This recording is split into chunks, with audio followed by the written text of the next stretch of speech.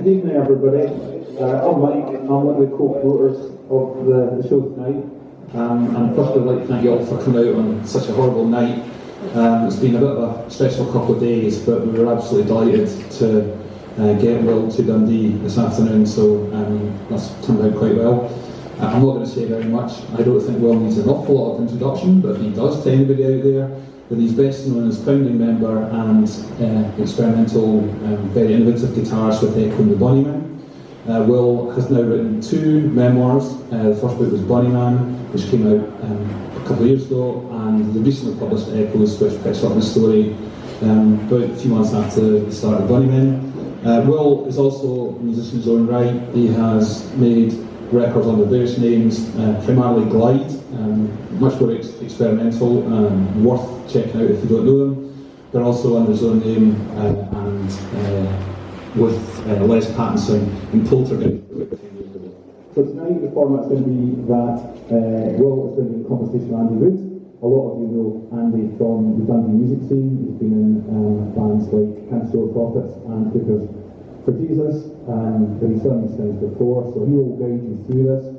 After they've had a conversation, then you'll have a chance for questions from the floor, and at the end of the show, there'll also be a chance for a big signing with Will afterwards. So I'd like you to give a big Dundee welcome to Will Sargent and Andy Wood.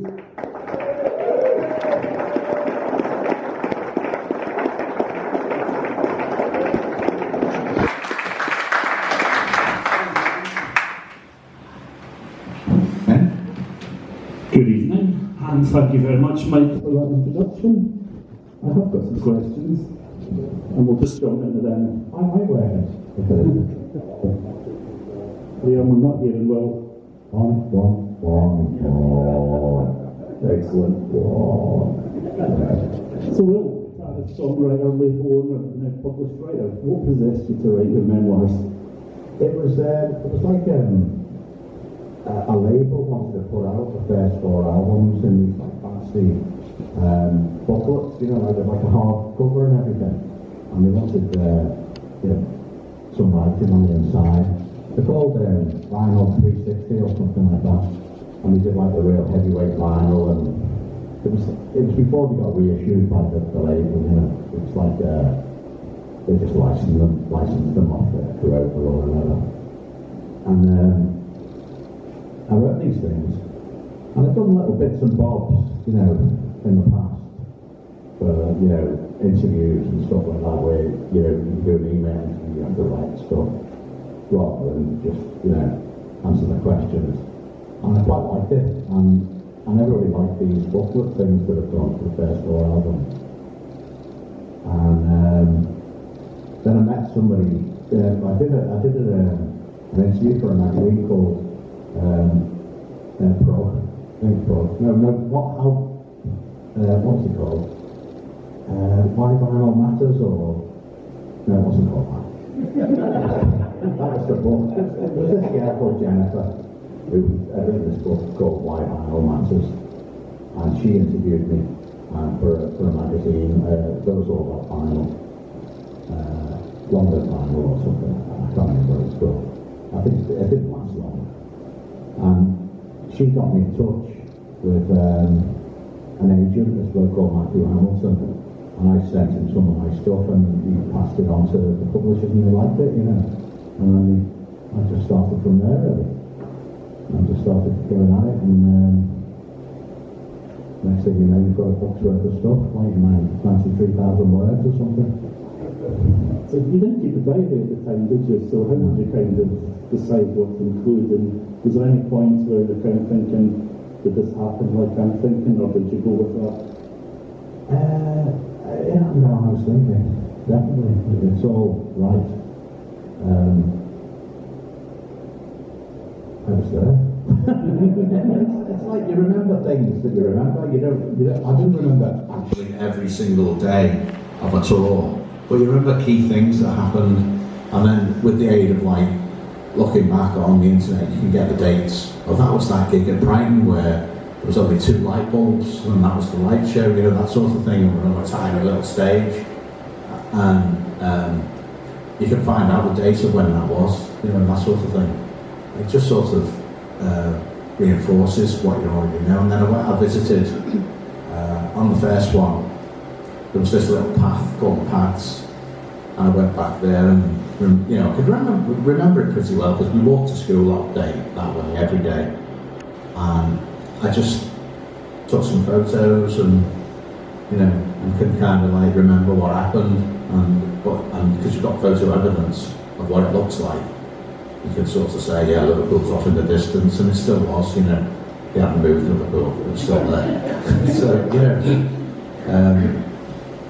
So it looks like you remember everything because you remember key things and you put them all in chronological order, and then it just looks like, God, how do you remember all that? But it's not that hard, it's easy. Yeah, and the enjoyable thing about it is it doesn't go into all the minutiae, this is what we ate, this is what we looked at, but it just sets up a whole set of stories, and there's a nice atmosphere to it, and it sounds good. When you kind of were writing, did you have any books or writers that kind of you had an influence on? I don't really read all the bio. Hello. Yeah, it keeps going on and off. I don't really read other people's biographies because I don't want to be influenced by them or start thinking their memories are my memories, or little turns of phrases might come in that you've read in somebody else's thing. What? Conceal, that's better. And so I didn't. I don't read other people's books. I've got loads of them given to me since. Like Bobby Gillespie and people like that.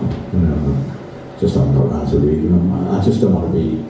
It's the same thing with guitars. I don't try and learn other people's guitar bits. I don't want to end up sort of sounding like them or being, I don't know. I think it gets in you somehow, I know very little. I know a little bit of Marky Moon, and that's about it, really. And a couple of Velvet songs. But just to playing, or playing Stairway to Heaven or whatever, So I think it's the same sort of thing. I just don't want to be influenced or kind of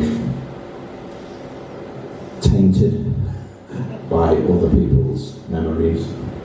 So you say you've got some other people's autobiographies. Since you've done that, has there been people looking for like a cover line or?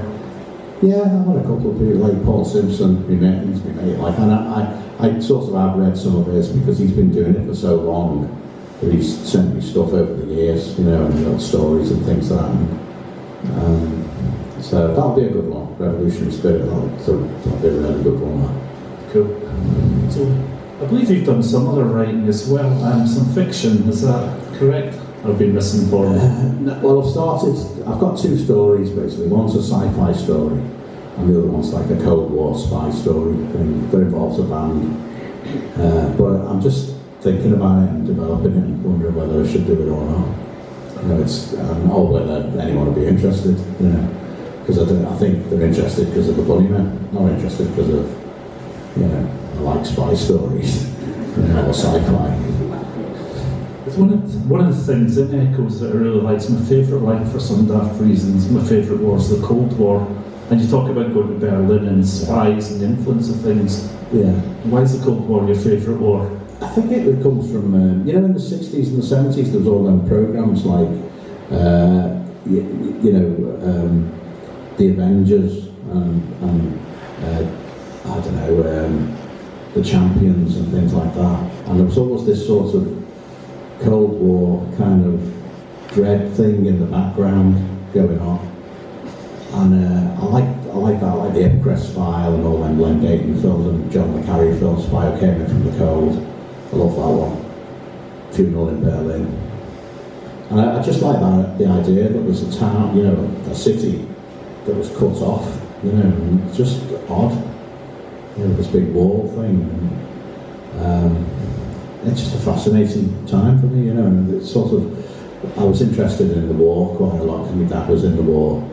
When we were kids, that's all we used to play was war, I was always the Germans, the Jerrys. So yeah, I mean, this is the point you're born, and it's like less than a decade and a half after the war, and kind of when I was growing up, I remember that the Second World War was quite still. But I was born in 1970, and the war, even then, was still quite vivid for people's minds. Well, yeah, because as you say, it was only like a few years after, and rationing went on till the mid-50s, you know. So I think it's just, and it's all the old people that used to talk about, and they didn't talk about it like, oh, wasn't it terrible? It was like a weird nostalgic, wasn't it? Sort of good that we all came together, and there was like this sort of, you know, spirit that was, you know, went through it all. I don't think you get that now. No, it was a sort of, we're all in it together before that became a political phrase, but genuinely people were, because rationing and stuff. But it's all had to be, they were told to be, but they didn't seem to worry about it, or, you know. There wasn't like anti-rationing rebellions. Yeah. So it's a quiet one of the Bunnymen. Just not powdered egg. So it's a quiet one of the Bunnymen, would you have made a good spy? How do you know I'm Good answer. I might be working for Julian Co.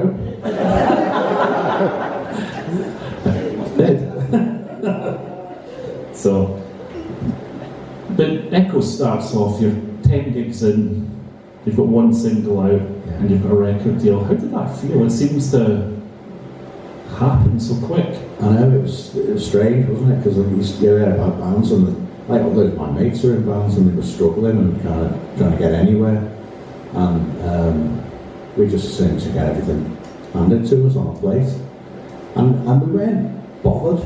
It wasn't like we weren't desperate for it. You know, it wasn't. It was like we turned a lot of things down all the time. You know, I'm not doing that. And, shit, that time I'm not playing with them. You know, so. And in the end, we decided we're not doing any support band stuff. Like we did do a few supports early on when we supported the Fall, but I think we might have played. Like we did a couple of festivals with, like, you know, Joy Division and Orchestra and Movers and all that stuff. But after a while, we just said we're not doing. It doesn't matter how big the gig is. We're not doing any supports. You know, if anyone wants to support, they have to support us, you know, kind of thing. Like, so that was kind of a little rule that we made up. I don't know where that came from, but it was just, it was, I don't know, there was like an arrogance there that's still sort of there, but, you know, quite a lot with the book. So yeah, it's one of the things that strikes me through the book is there's a kind of an arrogance, but there's also an innocence and a naivety going on there as well. I mean, there's some of the stories in the book, like when you have your publishing money, how you approach buying equipment and stuff. Yeah. So do you think that's a fair point, that there was a kind of balance between an arrogance and an absolute naivety or ignorance of how the business worked? I think a lot of the arrogance was like a self-defense thing. It was kind of, we didn't know where we were, you know, we didn't know how to deal with it all, so we closed in. And we became like a real tight, closed unit.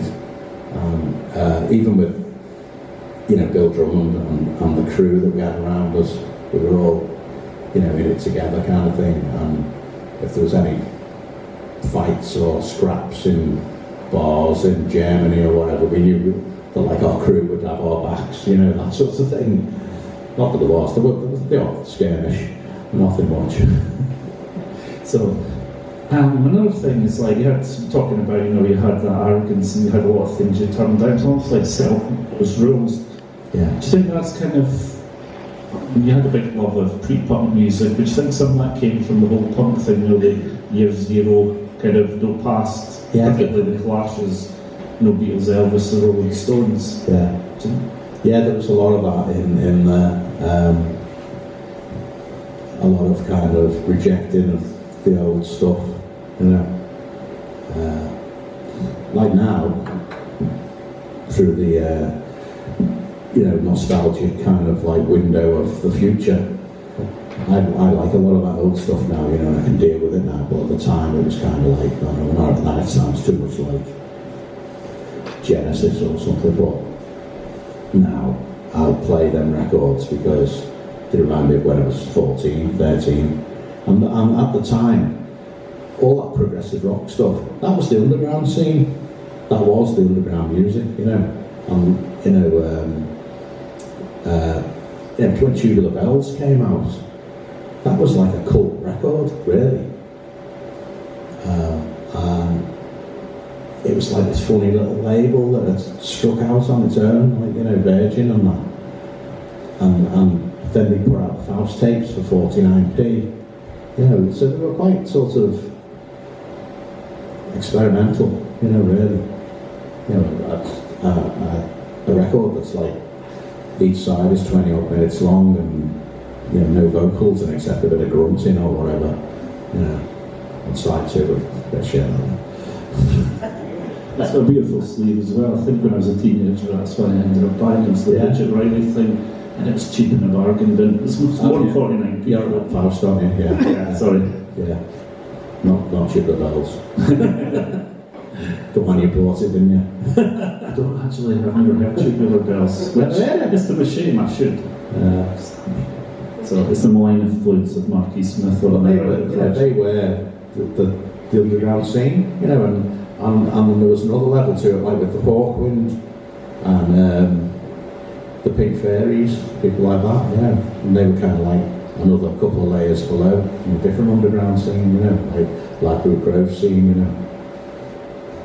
Yeah, which was a kind of crossover between, it was a hippie scene, but there was a kind of more aggressive side to it, and particularly well, things like Farron and things like that. Yeah, it was like that, yeah, Mick Farron, you know.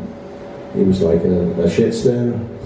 You know, he went to the Isle of Wight, didn't he, and sussed it out that there was a hill and you didn't have to pay to get in, you could just go and sit on this hill and you'd be able to see everything. He went over there in his Land Rover and he came back and told all the heads in London and they ended up like they pushed down the wall and everything. You know? This is a Glastonbury, wasn't it, on the Isle of Wight festival? So. Yeah.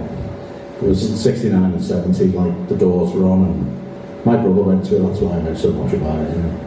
And I think he was asleep in the tent when Jimi Hendrix was on. It's a missed opportunity. So, I was reading Mick Howden's book, Fried and Justified. Mick was your publicist at the time.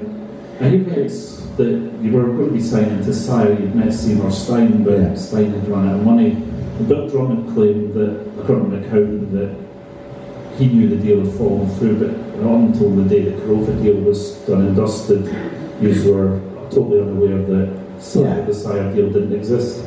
Yeah, probably. Yeah, you know, well, why would he tell us?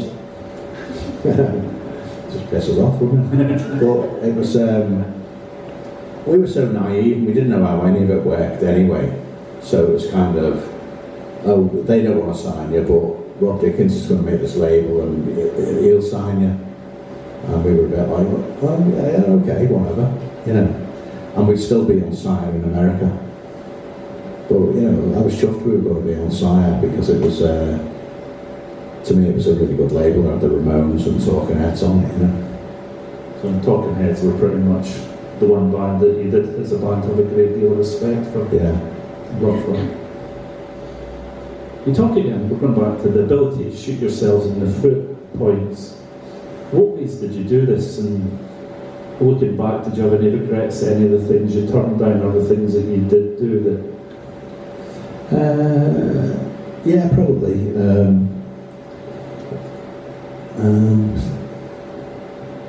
I was a bit like horrible to journalists.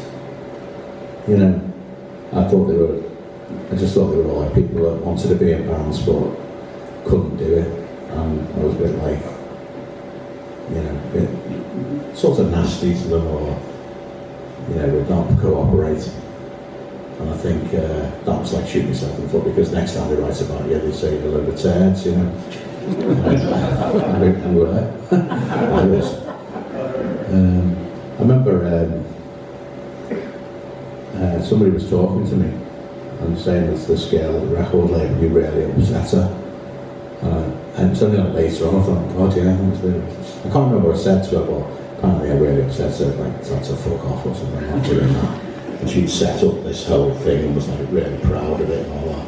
And we used to do things like that. I'm not doing that. Get lost, Bill Drummond told me an interesting one, which was when we played with U2, and they were sort of supporting us. It was like a thing at the Lyceum in London. The Lyceum had become like the new hip place to play.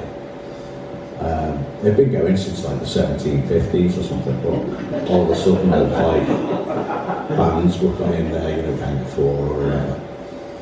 And it was kind of cool to play there. And we did this thing on YouTube, and we'd never heard of YouTube, but they were just on with us. They're, what's their manager called? Paul McGuinness. Paul McGuinness, Bill Drummond, Paul McGuinness were having a chat, and Paul McGuinness wanted, to clear the desk, like the mixing desk, and so, mark it all up for us, and Bill Drummond wouldn't let him, said he'd have to use the same levels and stuff that we had, and he went, "You're going to regret this, Drummond." I think he probably did. He probably could have burnt £1 billion. Could have kept the home fires going for ages. So I believe it was that gig that Bono cornered you and tried to introduce you to Well, he's Jesus. just a bit righteous, and a bit like a Jehovah's Witness or something, and I was just like, what are you on about? I was young as well, so I didn't really understand any of that, but I've met him since, and he's, I had a good chat with him, and he's alright. You just didn't try and convert you anymore. Well, I don't know him that well. I've only seen him a couple of times. So, I mean, Les got on with Adam quite well, as we sort of, he stayed at his house once. When we were in crashed at Adam's house on the Raz, I think it's called a Pink Parrot or something in Dublin. I don't know what I care about, but he ended up going back to his house, and I think he carried on drinking back there, and Les just stopped the night, Brilliant. So could the Bunnymen have been bigger than you two? In my mind they're better, but bigger. They played the game, don't they? They used to get the clothes bought for them and all that by the record label. We haven't got time to go and buy clothes. We were like, I'll just get the Oxfam shop. So when it came to recording Crocodiles, there were some interesting names thrown in the hat for production, wasn't there? Bill Shannon and Robert Plant were two. Yeah. In the end, it was produced by Bill Drummond and Dave Love. And if you got your own way to produce it yourselves, how do you think that would have worked out? Well, we were heavily involved in a lot of it, and Balfi was kind of more the hands-on, and Drummond was more the vibe merchant. But it was really Hugh Jones that was in charge, really, because he knew what he was doing. I don't know, I think it probably, I didn't have the skills to know how to make it sound any different, All I knew about was like, I want my guitar to sound a bit thin and trebly, because that's what the Gang of Four did, or the Subway sector before. It's only like later on that you realise there's more to life than a scratchy guitar, Bill Drummond's role seems quite defined in the Bunnymen story, but what was Dave Love's role? He seems to have quite a kind of fluctuating thing going on. So he was part of the management, but he kind of managed Teardrops. They started out doing two records, the two of them, and that's how it all built from that, really. And like Tony Wilson was saying to Bill, what you do, don't sign to a major label, do it yourself, But Tony Wilson had a job, like a well-paid job, so he could bankroll Joy Division or whatever. Bill was like, well, we're all on the dole, so we've got to go with the big label, try and get some funds behind us. But yeah, he was definitely heavily influential, and a lot of the ideas came from him, but a lot of them came from us as well. But he was great at influencing them. You'd say something, why don't we do that? Next thing, he's organised it. He was dead good at like taking the ball and running with it and getting things done. They introduced things, there was the keyboards on, Brooklyn, I think That was Balfour, Yeah. It's what was organ on, and we were like, don't want an organ on the guitar, on the song, and that was an argument, but don't go with the organ on there. He was always trying to get on the records, that's what got on my wicket. He was always trying to, like I did the piano bit on Billy's Terrace. Ding, ding, ding, ding. Did the Peel session on that, and he was like, I can do the piano better than you, I should be doing it. I think he did do it in the end on the record version. That's definitely an impression I got of Dave Barth, as it seemed like he was always trying to hustle his way into somebody's band. Yeah, he was in Teardrops one for a bit, yeah. And then he was actually big in Japan as well. Yeah, he's alright though, Balfour, he's just got that sort of business vibe, that I hate. So you're kind of coming on the point, you've packed in your jobs as a common chef, that's the band, Les works in the boatyard, Nicholas on the dough, and you get sent off to Rockfield to record Crocodiles. What was that like as a kind of... It was amazing. It was like,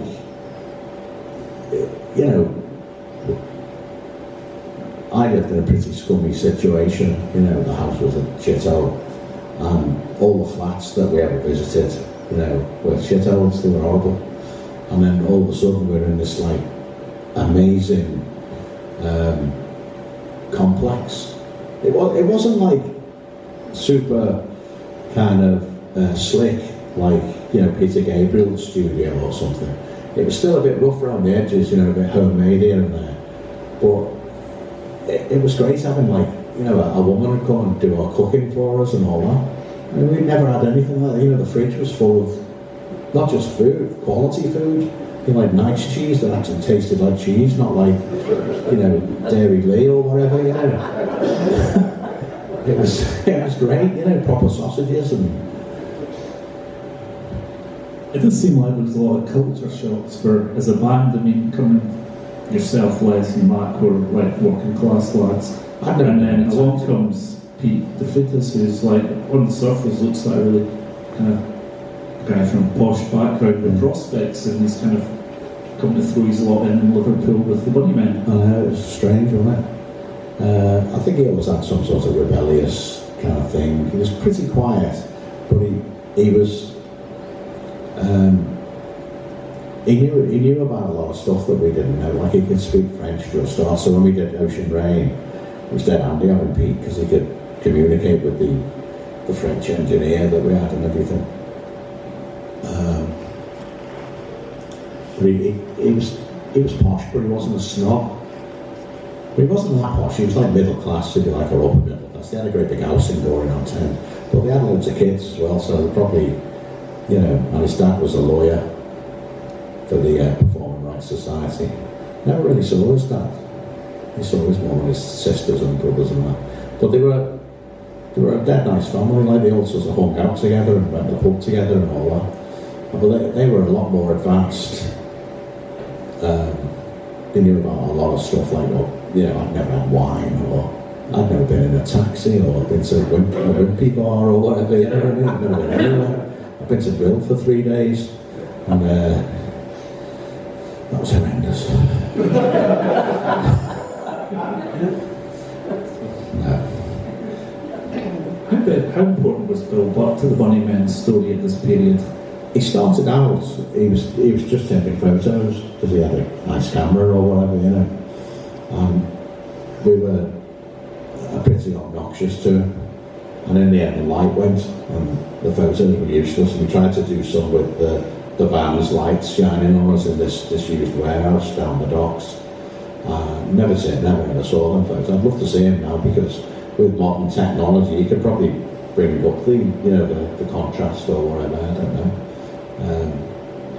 And he wore brown leather trousers, and that was like, even pre David Hasselhoff, that was a bad look. That was the worst look of all. Was going to be the leather cowboy hat, hasn't it? Let's face it, with the little bits that. You get a lot of that in Germany for some. I don't know why. Germans, they seem to like brown leather trousers and then leather cowboy hats. And they're sitting at the bar with the great big steins and that, like, you know. What's going on? There's a documentary like somewhere. Bill Butt was like, because they came from sort of like a theatrical background. And Bill Butt had this house in Redlands in Bristol. It's like a nice area of Bristol. And it was digs for, you know, theatrical types. So, you know, like Paul McGann stayed there, and Greta Scacchi, and Jake was an actor before he came up to Liverpool and was like, you know, started roadieing or whatever. At one point we had Daniel Day-Lewis roadieing for us. You know, so it's kind of, they're all just Bill Butt's mates, because they all went to the Old Vic Theatre School and all this. So it's like this theatrical side of things, and we loved that, because all the other bands in Liverpool, it was just normal roadies, you know, with the keys on the belt and all that stuff. But we had these like nut jobs from Bristol, you know. They were sort of a bit more inventive and creative, and Bill Butt brought in the camo and all that sort of stuff. Like we were already dressed in, you know, in the camo stuff. But he brought in the nets, and we made the stage like kind of like a bunker, and we felt safe in it, you know. And it's sort of enclosed, all the smoke, and it was like our little sort of domain, you know. And certainly the Shine So Hard video was kind of really... Oh, it's great watching it, yeah. Up in the camo, when it gives the stage this kind of almost claustrophobic, intense look. How did it kind of feel at that period? It just felt great, and I remember we played in the Ritz in New York. It was one of our... It wasn't the first time we played in New York, but it was one of them. And we finished the song, and I think it was Do It Clean, and we're all like feeding back, and they went like with the guitar, and it's stuck in the camo net. And I was like, oh shit, it's stuck there, like that's the point. Got, you know, tangled up. So I just sort of extricated myself from it, and left it swinging, feeding back, and we were all like looking, like laughing, like that. It looked really good, looked like sort of it was floating in air or something, you know. And your book kind of tells the story of how the camo came about, and Julian Copes often claimed it was his idea and Bill Drummond nicked it. Well, don't think so. I know exactly how it came about, and that's the truth. I believe you. No, it was it was no like, oh, I've got this idea. Hey guys, you know, it's like, I've got this idea. One of you is going to be dressed in camouflage. You know, eeny, meeny, miny, mo. It never happened like that. It was like me and Les came out of our hotel, and we both had sort of army kecks on or something, or a jacket, and we kind of clocked.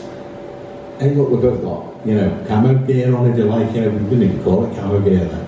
And then we just sort of thought, let's start dressing in this. And whenever we went to any towns, I remember Norwich, we went to the Army Navy store and started buying everything. And like, we weren't just buying, you know, jackets and pants and that. Like, Les bought a bulletproof vest from Vietnam or something, and had a helmet, and then we started buying, you know, like the cases what they used to keep the bullets in and all that for our guitar pedals and all this stuff. You know, it's sort of got out of control, like, you know. Like the ammo boxes.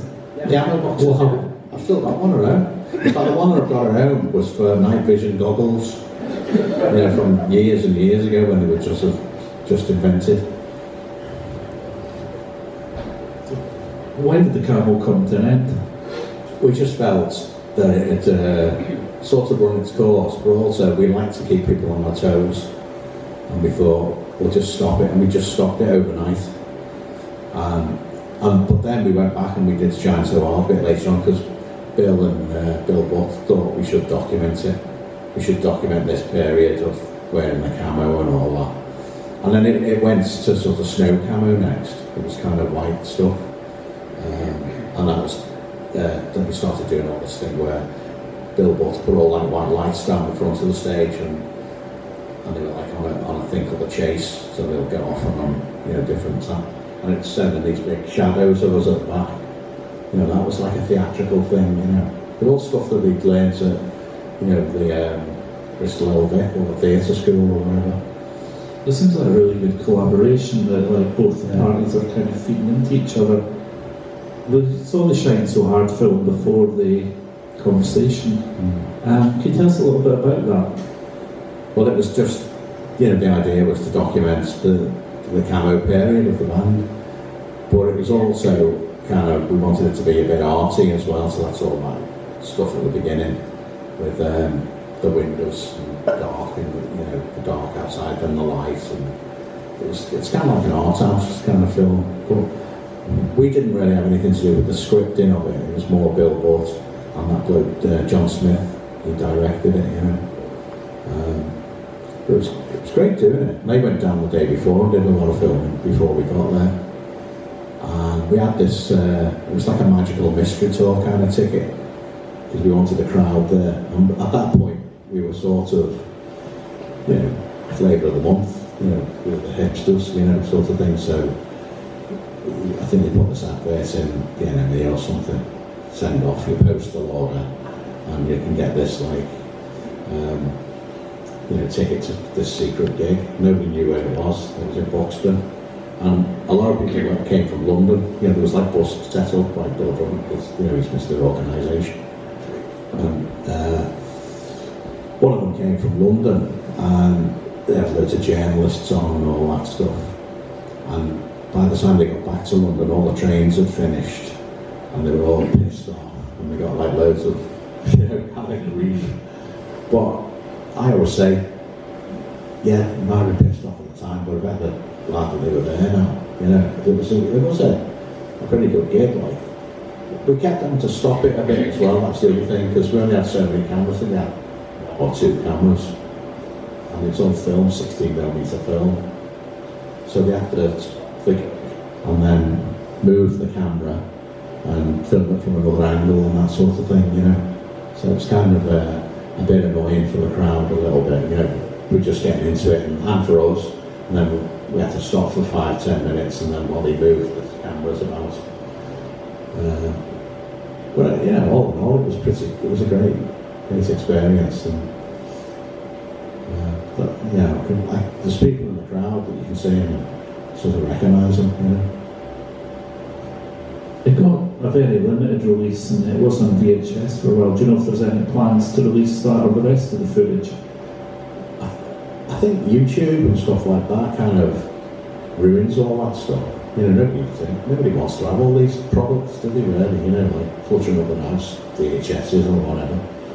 So there's a lad called Nando, I think he's called, or Jambo or something, and he I don't know where he finds the footage from, but he eggs it all up, and That's where the 2 copies tonight, where it's called Nacho, and he does these restorations, and they're fantastic, but he just does it off his own back, I don't know. I think he is in touch with Bill Butt.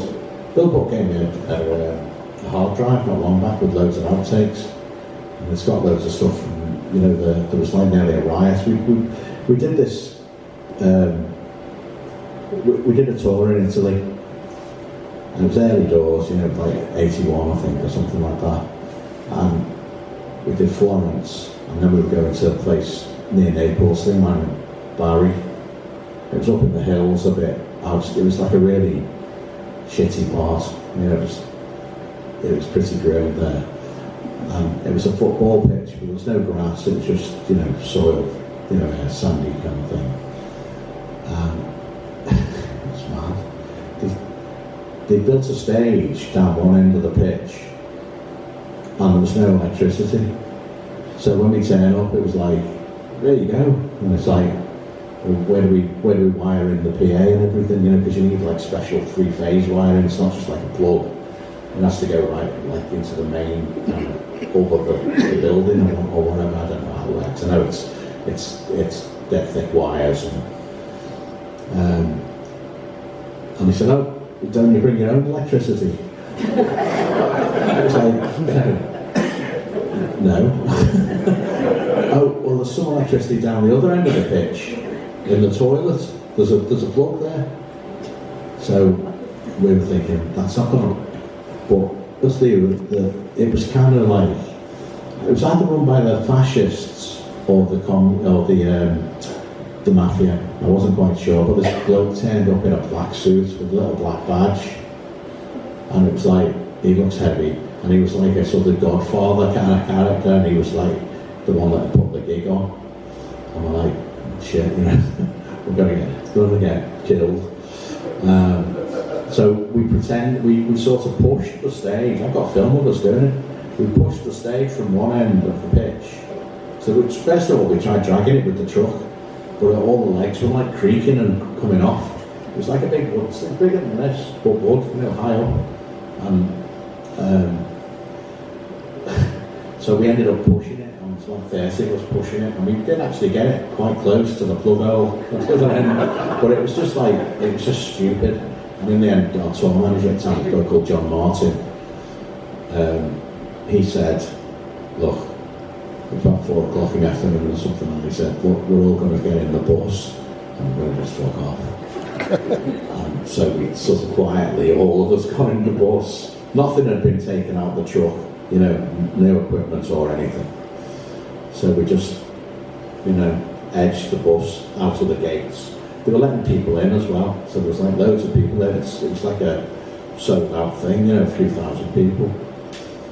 Yeah, you know, and it was obviously whoever had done it, there's no way they were going to get the money back. So we just kind of like booched off into the night, and but like they were all like banging on the bus, and it was quite sort of heavy. And Bill bought this lad Martin Atkins, who he did all our sort of, you know, the design of the LP covers and stuff. Town and Country Planning, he was called. He was riding this BMW, and he had to sort of run the gauntlet through all these people throwing things at him and stuff, you know. And Bill Butt smartly got on the bus and on the back of the bus, you know, with his Super 8 camera. That's what Lovely and Longer film is. That's them on the motorbike going to, you know, go see this gig in Italy. So I see it's kind of little solo recordings, or your first attempt at a soundtrack? No, I've done Weird as Fish before then, which was just like me experimenting with tape recorders and piddling around with very little equipment, and I made 7 tapes and gave them to people that I knew. And yeah, that was just like a kind of little project. I was kind of like in my head. There was an idea I had in my head of doing a record, and I tell you who's done this. One of them rap bands did it, where they just made one record. Like, to me, the record was going to be the work of art, the one, and I was going to press it myself. I'm going to go to the and press it in one of them, like, you know, the dot plates. Yeah, like King Tubby's gaff or whatever, and anything else, they were like sort of prints, but this record was the actual artifact, you know. But I couldn't do that, obviously, because it was just a dickhead from Liverpool, and so I just made 7 cassettes, because I could do that. I made the covers and all that stuff, not just getting away. Yeah, I think there was Davey Henderson from Winning the Fire Engines. His current band, the last album they just auctioned the master tapes. Right.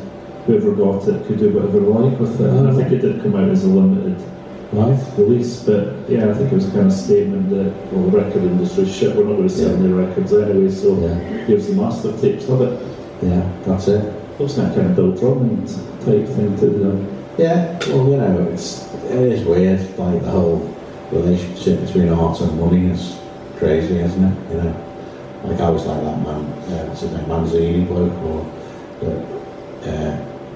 canned his shit and sold it for the price of gold. You know, like that was the artifact. And it's the same statement Drummond's making in a way. Yeah, it's a bizarre one. And talking of images and things, and how important were Brian Griffin's images to the bands for the sleeves, crocodiles and heaven up here? Well, we totally trusted Brian. Like, Brian was, he was just out there, Brian, you know what I mean? He doesn't think like other people. Quite a lot of it is kind of sort of childlike and a bit simple, you know, but stuff that you wouldn't think of.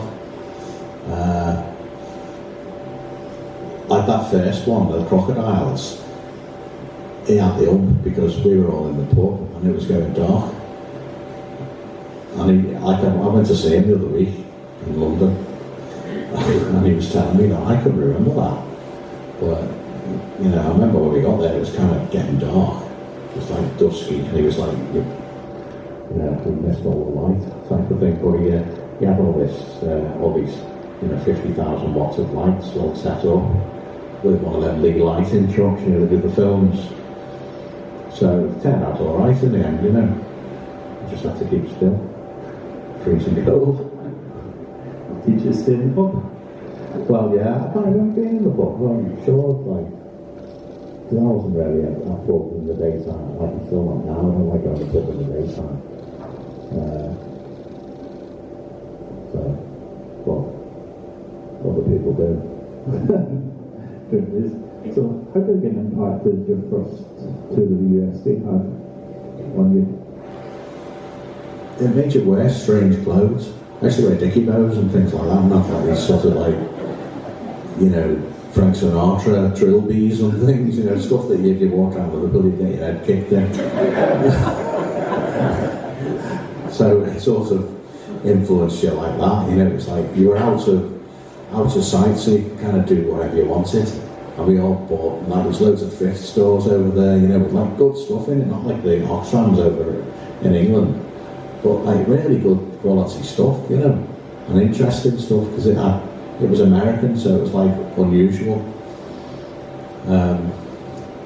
Yeah, so it was, I think clothes and just the size of the place. You know, going down the roads where the road just goes onto the horizon completely straight, and there's no end to it. Yeah, I kind of like all that. I'd sit at the front of the bus, even, you know, when we'll be going there in November. I'll be sat at the front, just watching the horizon. It becomes like a trance, you know. You seem to really love touring, and it was kind of just opened your eyes to so many different things. Yeah, what kind of highlights of that? I mean, you said before you hadn't been abroad until you started playing in the band. And no, the band is my education, definitely. You know, I'm Radio 4 when I was a kid. Radio 4 was just on all the time when I was. So, yeah. And you know, you know, various political figures were at the time, or whatever, you know, Yasser Arafat and people like this, you know.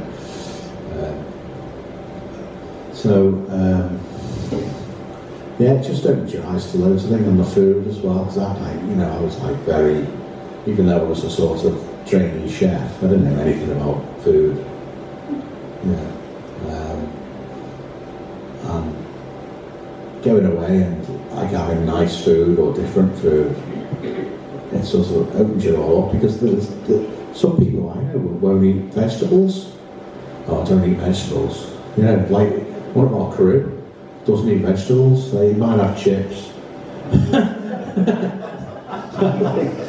It's like you've got this whole world of amazing things. What are you doing? I don't think I ate broccoli until I was 18 or 19. Well, I was the same when I was a kid. You know, we had like overstewed cabbage, sprouts, carrots on that. We didn't really have carrots. Peas, tin peas, and everything was cooked until it was a slop. It was like weird. I went to visit somewhere and I got vegetables and they were crunchy and just absolutely crap. So what's going on? It's not done. Yeah. Get that back in the... Well, Peter Freitas brought a lot of that to the band. You know, he knew how things should be because he'd been exposed to posh restaurants, or, you know, his mum might have known how to cook or something. So, one of the things that sort of come through the book is a lot of talk about, you know, TV shows and films, and quite often they're referencing places you visit. So, I mean, there's only 3 channels for TV at the time, but how much did that colour how you saw the world? Telly, didn't they? Like I hardly ever watch the TV now. You know, there's too many other things to do. But then, everyone, you know, 6 o'clock in front of the telly, you know, Crystal Tips and Alistair, you know, whatever, you know, Captain Pugwash, you know, Granada Reports, Nationwide, you know. This is your life. All them things were like essential. But then my dad would go out the pub and I'd be left to my own devices, so I'd get like BBC Two on in case I might have a chance to see a pair of tits or something. You know, like one of these foreign films. You know. Enjoy the subtitled films on BBC Two. Yeah, so that was like, you know, pretty good. This was black and white in a crappy picture. I remember slightly a few years later it was the Triangle thing on Channel 4 late night on a Friday night. Yeah. Just like contain something saucy. You watched through 3 hours of implausible nonsense and just in this absolute hope there might be some nudity. Yeah. What children were. So, you talk as well about going back to Liverpool and how that felt, and you were talking earlier about, you know, a lot of your mates are in bands and they're really, really struggling and you feel like being handed on the plate. How was that kind of when you kind of come back home after a tour or, you know, the album coming out and stuff? Do you feel people treat you? It was a weird feeling because we'd just been exposed to all this amazing stuff in America and everyone treating us really nicely and taking us out for meals and just being nice to us. And then we'd come home to Liverpool and they'd be still struggling and schlepping up and down Bold Street trying to look cool with a gas mask bag on and a pair of brogues. And you just think, well, our eyes have been opened and yours are still shut. And it felt a bit guilty and a bit kind of like, how come it's us, you know? But at the same time, we did think we were the best, you know.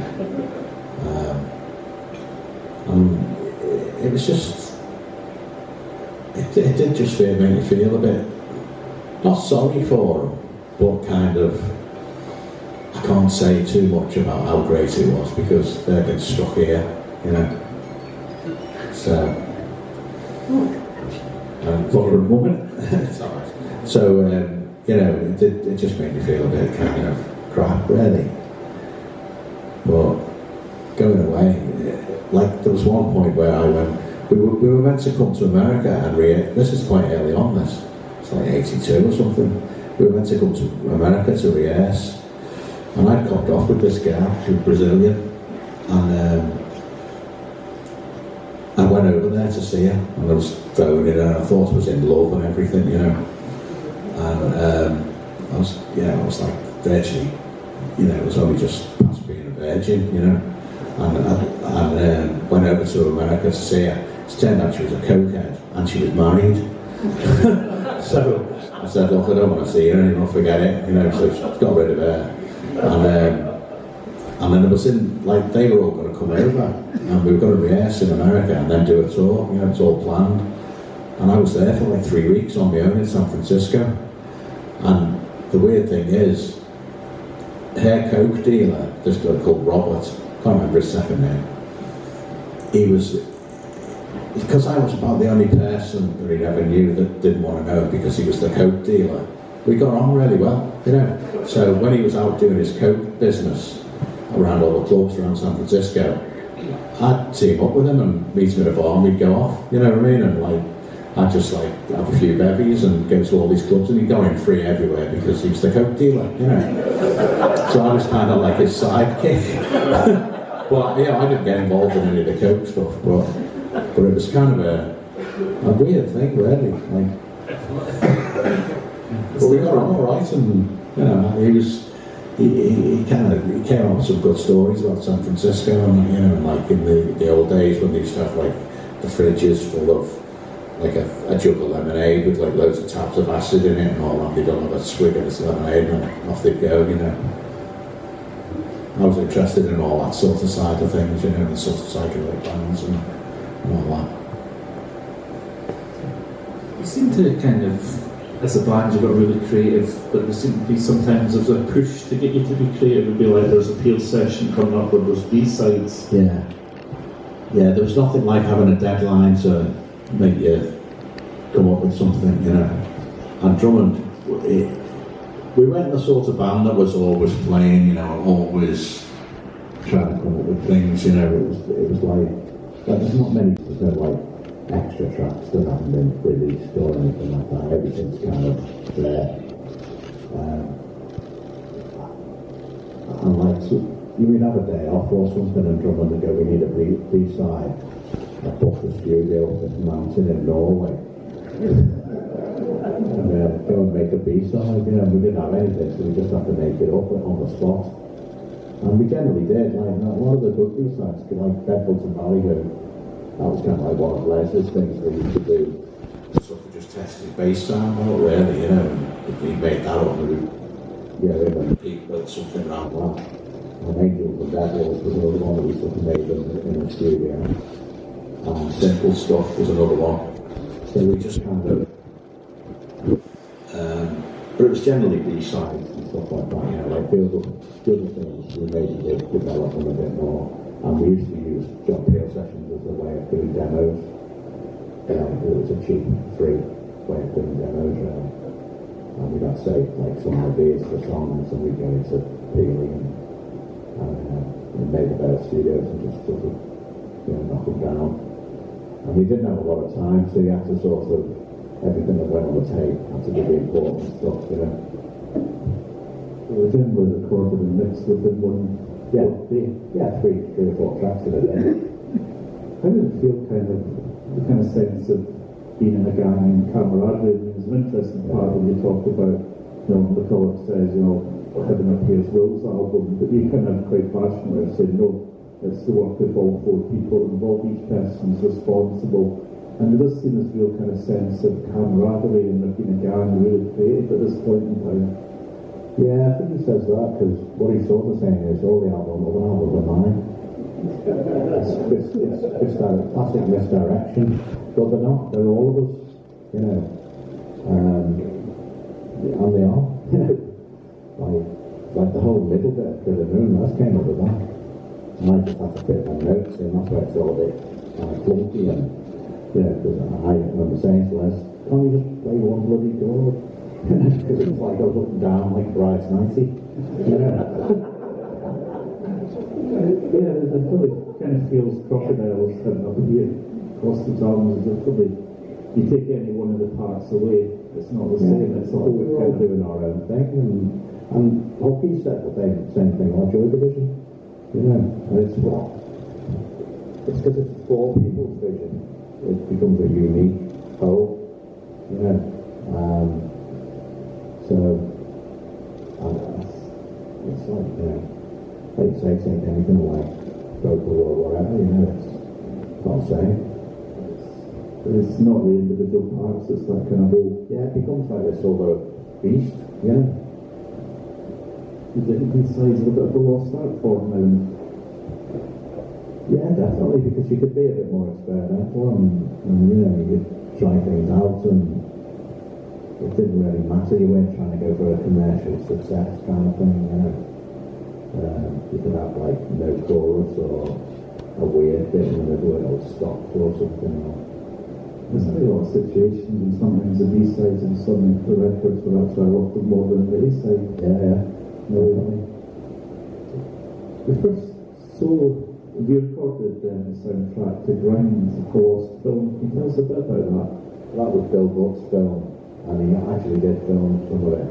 And it was with this bloke called Nick Farrell. I think he changed the name to Nick Frost, because there was another Nick Farrell in the film world, you know. But he became famous. He was in Chariots of Fire. He was another one of the gang down in Bristol, you know, with the actors, the theatrical types, you know. And he'd done some filming with it, and he had all his stuff in the back. He had a Volkswagen Variant, you know, the car estate. That's, you know, like he was on that film where they were pushing all out of Bill's Volkswagen Variant. And he got robbed, and they never got any of it. And all the film and everything he'd done, and his cameras and everything were all robbed. But I sort of only started doing the soundtrack thing. And after I'd kind of finished it, he was going to cut the film to the music of it. You know, it wasn't like where you have to do the exact, you're watching the film and you're doing the exact little bits and all that stuff to go with the film. It wasn't really like that. And we just decided to put it out anyway, you know, because I've done it. And Bill wanted to give me 1,500 quid to buy a TF 4-track, big 4-track thing. So he wanted his money back, I suppose, and that's how he got it back. From selling the records, you know. And it was kind of, it was on my label, 92 Happy Customers, but it was basically through Rough Trade. They did the press, they pressed it and organised it all for me, you know. So I didn't know anything about making, you know, how you go about making the record and you know, the physical product. Is soundtrack something you still fancy having a go at? Yeah, like, I'm a bit old now, you know, it's kind of, I think the time's gone. I think we've done some amazing soundtracks, I think. But I think nobody ever asked, really. I did do, I went over to America a couple of years ago, and there was a TV show called Shelter Rap. It's on Apple. It's like some old hippie book, kind of backpackers kind of book thing. That's some lad from Australia that the heroin addict ends up in Bombay, as it was called then, and becomes like the sort of shanty town doctor, you know, but it's all like underworld and criminal stuff and prostitutes and all kinds of other stuff going on at the same time. And Adam Peters did the soundtrack for it, and I went over and did a little bit, but I was just there to do a little bit of guitar for him or whatever, you know. It wasn't my soundtrack, it is. But it was dead interesting to see how it all works, you know. He's got like a cool setup with, you know, he has the film on, he plays it to the, you know, he can play it to the, they're called cues, you know, they're like these cues, and he gets like instructions, we wanted to do this and we wanted to do that. And it's amazing how it can change a scene. Like, he had one track, there was a girl, the main sort of girl in it, she was like a high-class prostitute, but there was something about her that you didn't like, and they had this music behind her at one point when she turns around and talks to the sort of hero, if you like, and she's like, oh, there's something about her, I don't like her, you know. She wasn't like a horrible character or anything, but I just didn't like her. And then he changed the music, like I'd gone over and came back and he changed the music, and all of a sudden it was perfect, and what the mood they wanted, you know, she was likeable, and she hadn't changed her acting or anything. It was just the music behind it, and it's amazing how it can change things, you know. Like, yeah, I think it's something that's really underrated is how much the right music or the right tone. Well, we're going to open up to folk in a few minutes. I've got just a couple more questions. So, if you could give Lord Sargent in 1981 any advice, what would it be? try and persuade Mac not to leave. That's what I think. And at the time we just were like, fuck it, you know what I mean? But I think we should have maybe done something or worked something out, I don't know. Because it really made a proper dent in our thing then, you know. I mean, it took us a while to climb back up a bit, or we'll never get to where we could have been. Not that like I've got like man ambition or nothing, but yeah, it would have been nice to have been bigger, you know, I think. Like, you know, like a few years ago I was on the dole, you know, not, well, say, let's think, mid-90s. You know, that was pretty grim, like, you know, sort of, I know, and everyone thinks you're a millionaire or something, you know, it doesn't work like that. Especially now with Spotify and everything, you know, the little pockets of your Levi's there for the films that you make on Spotify. So true. So you and Bunnymen with the quote, great opportunities have been handed to us in a play. If this keeps up and we're not careful, there's a good chance we could turn into a gang of arrogant pricks. And you round off Echoes with, I've had some moments of arrogant prickery, but so far I've managed not to succumb to the full-on states of total wanker. How close to roughly was it all? Early days, though, isn't it?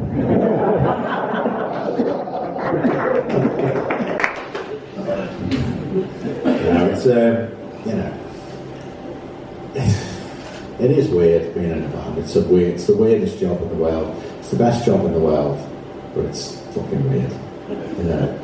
And my mates, all my mates are like plumbers and joiners and all that stuff. I don't hang around with like stars or whatever. You know, I've gone with all my mates from years ago. We all love music, you know. We all go to bands. I went to see Hooky last week, like, you know. But I always go to see bands. That's what it's about, really. Liking music. I play records, I buy records most weeks. A lot of it is like stuff from years ago, or I might have heard something and think, oh, I'll check that out, you know. Like everybody else, you know. I think at this stage, well, big thanks for all. Could have gone on chatting all night, it's been lovely, but I think we should probably let the audience have a wee chance. And so, Mike, if you could come and grab the big extended microphone, and we'll throw it open. Oh, somebody's pointed at this camera for us. The big extended microphone.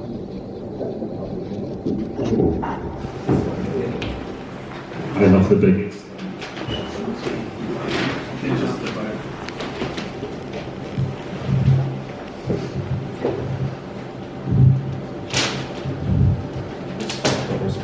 Somebody's got a giant camera.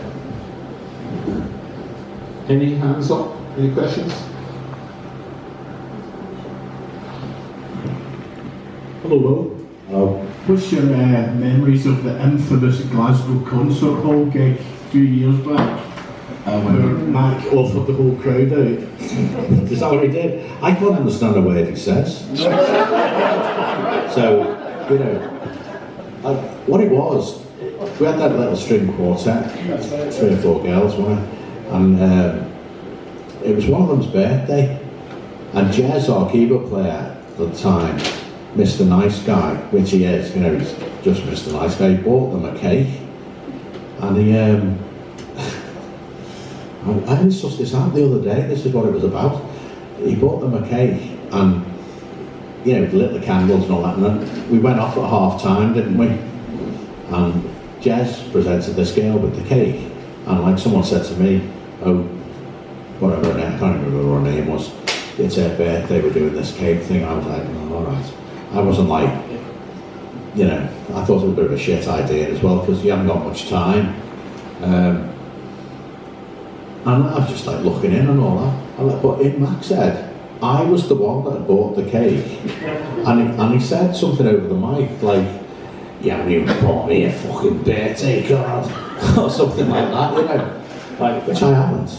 But he hasn't bought me one either. So, you know, it's kind of, I think he thought it was something to do with me. It wasn't, nothing to do with me. And that, I don't know, he just slipped his wig.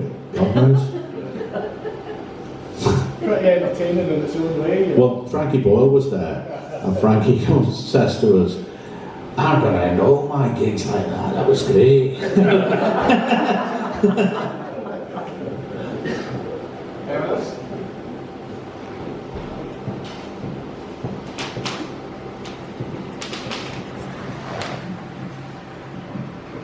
Hi, Will. Hello. Hi. So I listened to the audiobook, and you narrated yourself. Yeah, which I thought really added to. If you weren't going to narrate it, who would you have got to do it? God, there was never any option that it was, you know, it was never, it was always going to be me, kind of thing. God knows. I don't know anybody.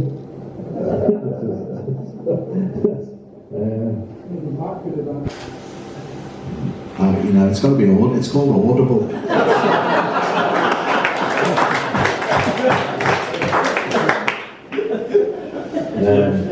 I don't know.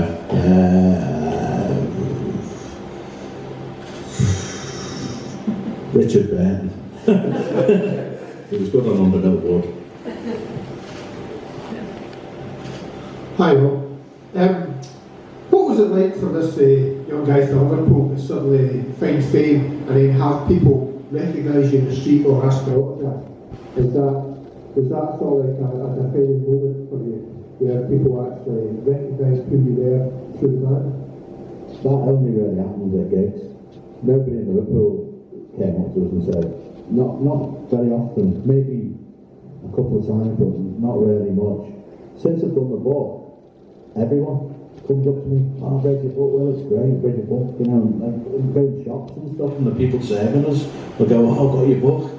It's mad. It's like, it's completely different, and it's, I don't know whether it's because you've opened yourself up, you know, saying all the stuff about wetting the bed and getting a crazy family and all the rest of it, whether you've sort of just given too much, and people kind of, loads more people come up to me now, and, you know, they obviously like know about the Bunnymen, but they all go on about the book more than the Bunnymen records. It's weird.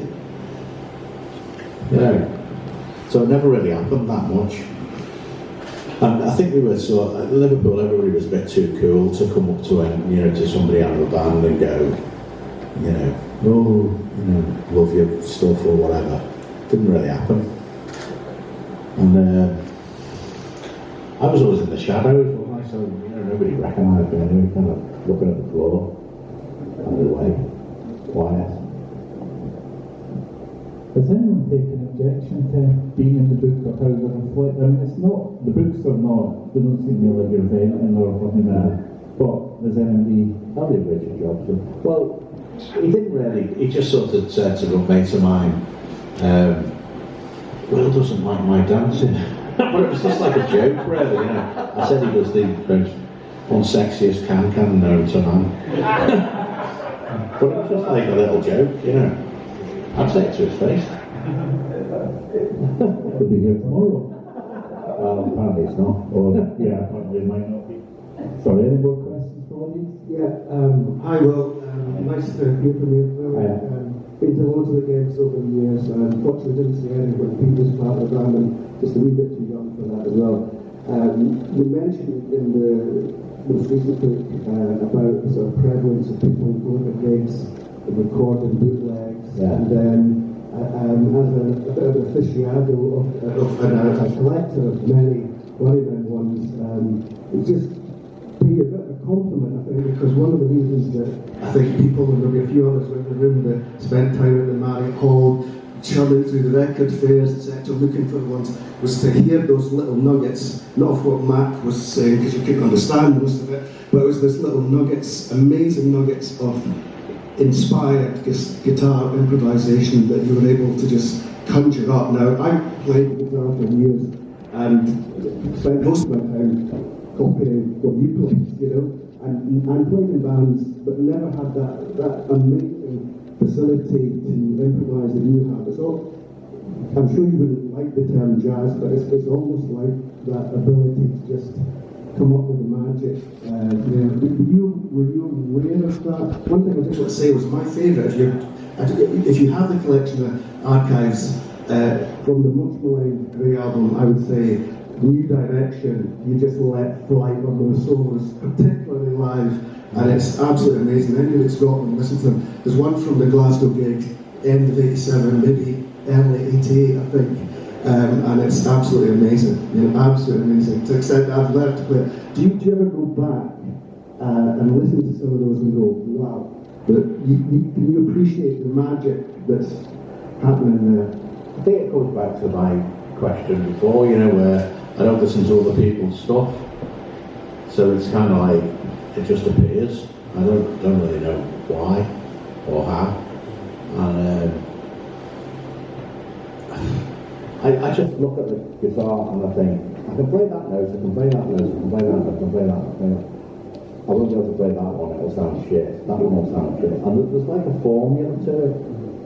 So I just dance about on the ones that I think will sound alright, and if I play one that sounds shit, I'll play it again, just like that, or try and, you know, make it to a little clicky noise or something. It's kind of like, you know, you kind of pretend you're meant to do it. But yeah, I know what you mean, like there's certain times where I'll come up with something, bloody hell, where's that come from, you know? And I don't mind being compared to jazz, I like jazz, you know. I've got a cabinet, I call it my jazz cabinet. It's all full of records, you know, Art Blakey and all them dudes.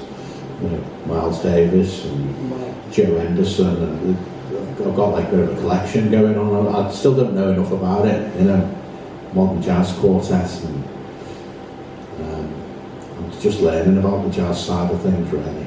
You know, Thelonious Monk. He's mad, isn't he? He's one that's like got over the Joanna or anything on the other place. Alright, well, the back here. Okay. Yeah. How did it come about where Liam Gallagher appearing on Nothing Ever Lasts Forever? And how was the session in the studio with it? It was they were recording one of their albums. It was one of the later albums, I think. I can't remember which one it was. We went in the studio and I listened to it. And they had a PA in the studio. And it was at a studio called Monorail. Hey? Monorail. No, it wasn't there. It was I think it was called Farmyard or Farm or something like that. But it was in London. Maybe the dairy or something, I don't know. It was something to do with farming. And we were doing Evergreen, and we had some American lad producing it. Can't remember his name, wasn't it? They were just around. They were doing my record. They kind of finished it. And I think Mac was just talking to him and got him to go in and do that yeah bit and a few other little bits. But I remember going to the studio with them. I didn't know. In the studio we had every type of amp. You could box the orange, boxes, Fenders, you know, Mesa boot, every Ampex, just every type of amp, guitar amp you can imagine. And they've been giving them all for nothing, you know, wheeling in all these amps all the time. And guitars everywhere, like loads of guitars, you know, ridiculous. And they had this PA going and played the whole album. We all sat there, got up tins of beer or whatever, and listened to something. It was so loud, it was ridiculous. And it wasn't just through the monitors in the studio, they had a PA in the fucking studio, in like the control room. And it was just like, and that noise that we make, like, it's just like that. It's a bit silly, really. Now I think about it, because we can't hear nothing like that. What are we playing at? It's a ridiculous state of affairs.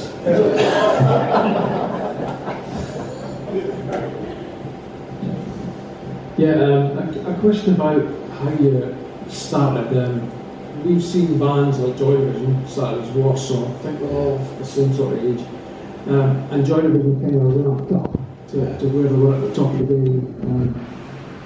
But you guys just seem to hit the ground running right from the first time I heard it. And when you think of Pete's drumming and Les's bass, that probably gave you the freedom to be more inventive, to use the guitar in a completely different way from the thing-called stuff that we've been used to in 77, 78. So how quickly do you think, from the inception of the band until the sort of almost finished product when you first heard it?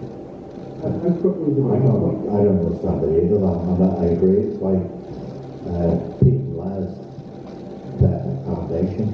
You know, you could do nothing, or you could throw ollies at the guitar and it sounds good, you know what I mean? Or which I have done. And it's I don't know, like Les, like, he'd never touched the bass, as far as I knew.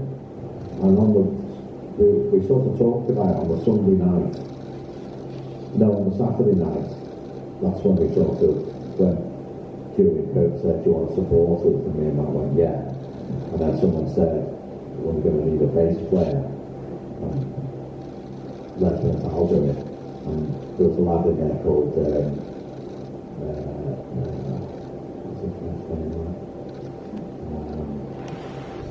I can't remember his first name. He was just a punk kid. You know, he lived in Poole, and he said, I've got a bass for sale, and I let him. So we went round to his house the next day on a Sunday, and Les's car bought the tap for 30 quid on the bass.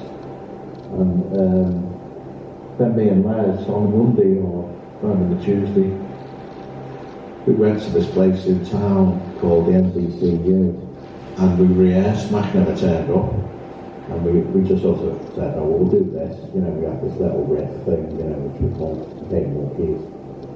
And then on the Wednesday we did it, and we just, you know, like Leonard's bass was then, it was just like one riff.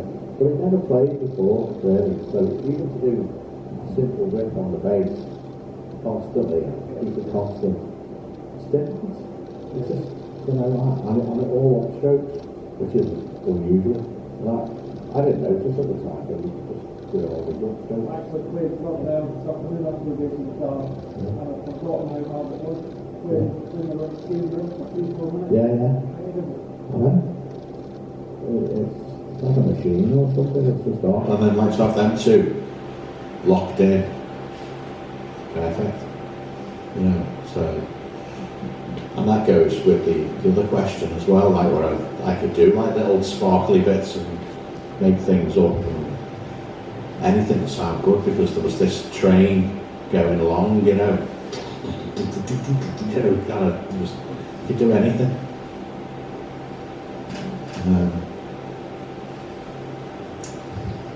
Keep it going. You mentioned Marquee Moon earlier on. Are you Team Tom Verlaine or Team Richard Lloyd? I'm Team Television. I love them all. I knew you'd say that. No, I love them all. But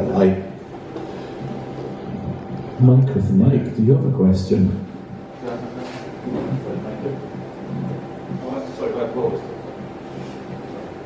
Well, I have a question for you. How much was the curry? Now, television are just, you know, they're like the Doors, aren't they? They're all a key component. But, you know, I was trying, like, to me, I always thought Tom Verlaine was the lead guitarist. It's only when I saw them live I realised that, yeah, they were both as good as each other, which is mad, isn't it? To be in a band who's both, like, got that style that complements each other so perfectly. But I'll tell you what, I think Tom Verlaine, I think somebody told me this, or read it or something, but do you know Richard Thompson? Yeah, Fairport Convention and all that. There's certain things that he does that Tom Verlaine does, that they also like, you know, that kind of like insistent kind of like one note thing. And he does that quite a lot. There's a song called I'm just going to say this song. Is it Off Leash and Leaf? Or is it, no, that's on Half Bricking, is it? It's not one of those Fairport Convention albums. And the guitar in it, and also the violin, sounds a bit like television. So I think there's a lot of, I think Tom was quite into Richard Thompson, you know, or both of them maybe, you know. Should have a listen to it because it is quite similar. And also, have you heard of the Groundhogs, like Tony McPhee? There's a track by the Groundhogs called Cherry Red. That's a great track. And it's got this big solo. And it's like, you know, it's only like years later I noticed, but it's quite similar to the solos on Over the Wall. Yeah. And there's another track called So You Want to Be a Drummer or something like that by Cozy Powell, and it's Do It Clean, it's like that, you know. And I've never heard it. It's just like there's only so many chords, and you can kind of like drift into other people's areas, whether you know. And I've never heard that track, but you know, if you find it and have a look on YouTube or whatever, it's like it's Do It Clean. But at other points, wasn't that when you were compared with certain four elevators and then you Well, heard them? that was we were doing simple stuff, and that was a dead simple thing. It was just like two chords right next to each other, you know. And it was kind of corny to do that, really. What we did it, because it was a B-side, that's all we were just doing. And then Alfie was trying to get on the bloody record again, guys. Obviously, which is like a synth. We were sort of anti-synthesizer quite a lot. Like, I love synthesizers, but in the Bunnymen was anti-synthesizer. There's a lot to do, like the Fall or, you know, Gagger 4 or something. And he was trying to get this bloody, it's a mono synth, so it's like, you know. and he just did this thing, and the bloke that was engineering, really, what was his first name? I think he did Joy Division stuff as well. He ran that Sweet 16 studio in Rochdale. He put like this repeat echo on it, so when you coffee this little thing, diddle it, diddle it, diddle it, diddle it, diddle it, diddle it. And it sounded a bit like, you know, the electric jug in the 13th floor elevators, you know. And then the weird thing is, we started, the press picked up on it. I'd never heard the 13th floor elevators at this time. And the press picked up on it and said, oh, the Bunnymen are trying to sound like the 13th floor elevators. And then my brother, who was living in London, was in like that. He was always drawing around Roxanne shops, my brother. And he found the reissue of Easter Everywhere. It came off on Radar. And someone sold it or put it in the Roxanne shop. He sent it to me. These are great. And so that's how, you know, I sort of started to get into the elevators. And it was a weird little kind of, I don't know what the word is, kind of just happenstance or whatever they say. It's such a small snippet of the song. I know with Balfi, which I was like, you know, we don't want you on it, you can fuck off. But like, that little thing that he did, we thought, oh, that's good. Yeah, we did like it, you know, we thought it was a cool little part. It doesn't really sound like it, but it sort of does in a way, you know. It's kind of evocative, I think, so Yeah. It's a good track, that simple stuff. We used to do it live as well, it's great.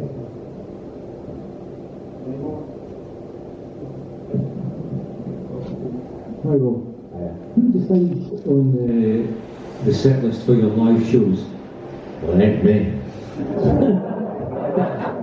If I suggest anything, it's like, no chance. It would be a completely different live show if I had a say in it. Yeah, because I think everyone here, all the fans would like to hear different Bunnymen songs being played live. Yeah. I'd mix it up quite a lot, but yeah. You know, he chooses the set, and if he doesn't want to do it, I'm not fucking singing that. Yeah. He's the ultimate ruler. Yeah, he rules the roof. What can I say? You know, he's got himself in this position, and that's the way it is. Okay, that's a pity because there's lots of good songs, brilliant songs you've got. We'd all love to hear. You won't do Back of Love anymore. You know, I was like doing that one. I'd love to do Petrol as well. Yeah, that's the one I was going to mention because I saw you in Edinburgh just recently, and Headrow Row would have been absolutely perfect for that. We did do it in London. Okay. Because there's a bloke called Simon Brown. He runs SJM, who was a big promoter in England. He's from Manchester, and he always promotes us. And he wanted us to do an Ocean Rain show. This kind of plan, he wanted us to do it. And he wanted us to do Headstone Row, and Mac agreed to do it. So we kind of knew it anyway. The rest of us, we were playing with sound checks and stuff, but we liked doing it, you know. And so we were kind of we knew how to play it, and we didn't have to practice it particularly. And he told Simon that he was going to do it, and then he didn't do it for some reason. I don't know why. A couple of times it was on the set list, it crossed out. And then he was in a really good mood, and we did it in London. And you do it so well. Yeah, right. Right, thank you. Cheers.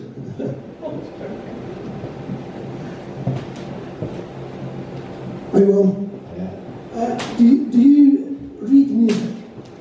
No. No. How do you get then classical musicians in the studio enough to get to do what you want? Well, Adam Peters was he did all the arrangements for it. He was like a proper classical trained. So you also years over to him then, and then he used to pass it on. Or? He worked it all out on the piano and then wrote it. He knows how to write music for like loud orchestra, you know, all the low bits and the high bits and the different, you know, and oboes and all the rest of it, you know, and the timpanis. He's, you know, that's what he trained to do. The cello player, you know, he did Never Stop and all that. All that stuff. That's Adam Peters.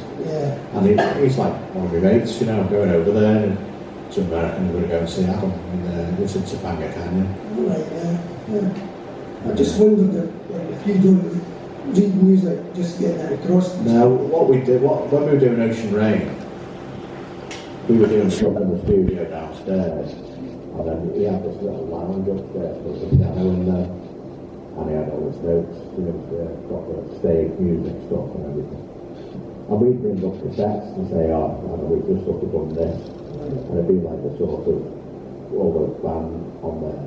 And then he'd pick little bits. I think, I'll use that bit, or, bring that in, And so we sort of took it all off what we'd already done, and kind of enhanced it. Yeah. And it was brilliant when he was conducting. He was in Paris, and we got all these like French musicians, like someone put like an orchestra together for us, and I went to a different studio in Paris, and everything was all arranged, and Adam and had everything printed out, all the parts, because they just follow exactly what's on the things,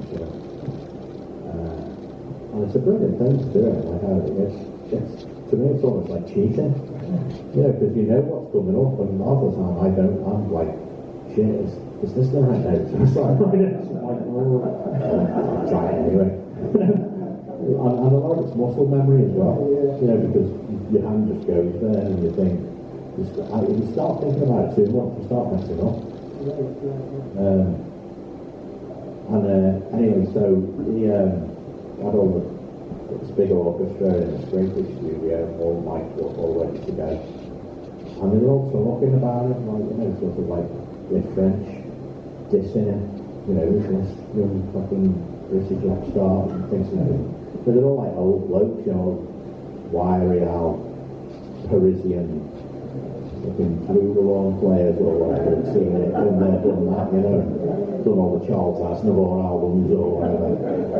And they were sort of like, they were kind of slagging him off in a kind of like French little whispery way around the thing. And there was one point, there was one of the oboe players was playing the wrong note. That's the wrong note. Like goes over, he's like pointing and going, that note. And it must have just been written a bit weird on the stage, or I don't know why he got the wrong note.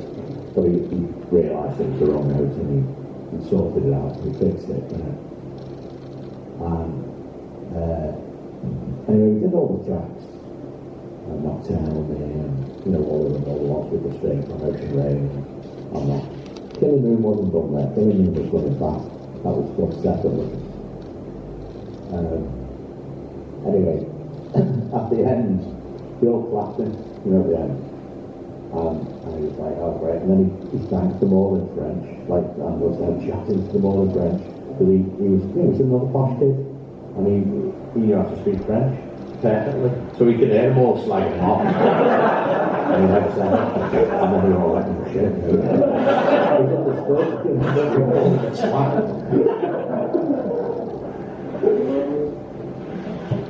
Anything else?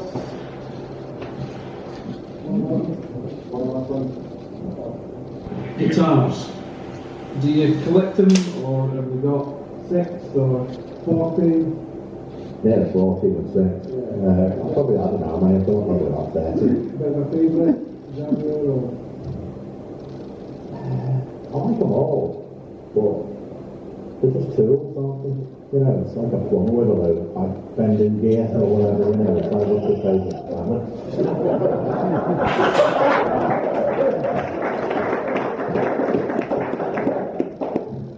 I was going to ask something about cheese and kilts at Barrowlands and how that got extensive, but I think what's your favourite style is probably the best.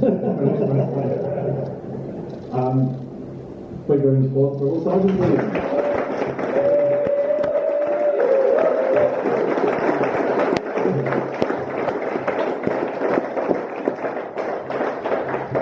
Well, it's going to be signing books outside afterwards. If you haven't got it, By outside, we mean next door, not standing on the street.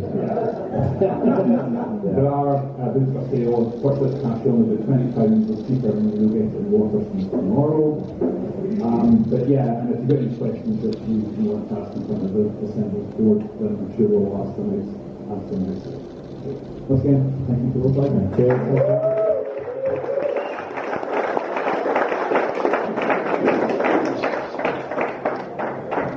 Stop, nice one, Andy.